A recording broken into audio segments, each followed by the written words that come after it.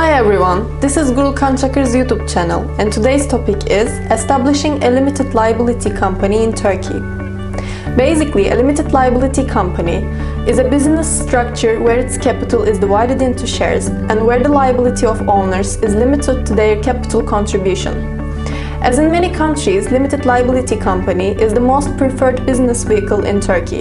A limited liability company is more suitable for small and mid-sized business operations because it offers reasonable liability protection as well as a simple corporate structure, providing flexibility for owners in terms of their involvement in management.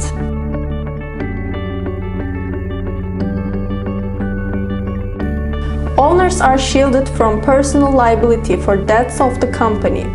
Therefore, creditors cannot pursue personal assets of the owners to pay business debts.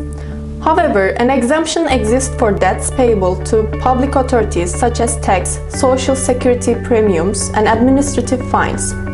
This means that personal assets of the shareholders can be pursued against such debts if the company assets are not sufficient.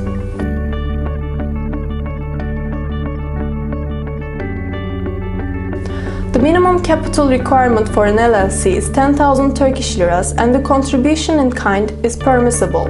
However, founders don't have to pay their capital contribution at the time of the registration, as the capital can be subscribed in 2 years after incorporation.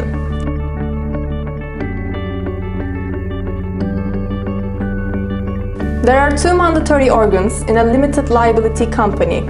These are the Shareholders General Assembly and the Directors. While the General Assembly takes decisions on the crucial issues, the Directors are responsible for day-to-day management of the business. Owners can choose to appoint one or more directors, but at least one director must be elected from among the shareholders. Also, any foreign real person or legal entity can be elected as a director.